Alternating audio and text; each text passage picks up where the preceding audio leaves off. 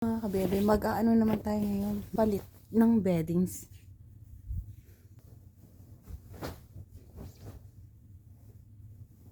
Once a month lang itong nilalaban ito.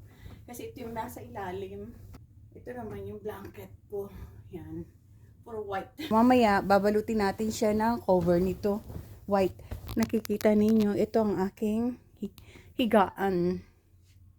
Yan ang higaan ko. Yan. Beddings ng higaan ko para malabhan ngayong gabi. Paalis sana ako ngayong gabi. Ayan. So, ayan siya. Ayan yung aking bed.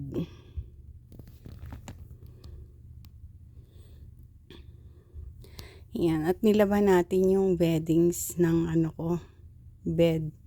So, yan. Para malinis. Para bago ako umalis ngayong gabi, malinis siya. So, yun. Yan lang. Yun lang ang ating for today's video. Yan. So, bali ako ng nagpapalit ako ng beddings ko twice a month. Twice a month since ako lang naman ang nandito sa bed ko. Si Max hindi naman siya nahihiga sa bed ko. Hindi ko pinapahiga sa bed ko yan. Kasi meron siyang sariling bed. So, yan. Ayan mga kabebe.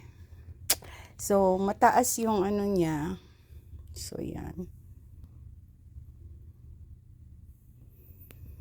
Yan, pag wala siyang beddings, ganyan na itsura niya. So, ayan, ganyan ang itsura niya pag wala siyang beddings. Yan. O, ayan. Tara na.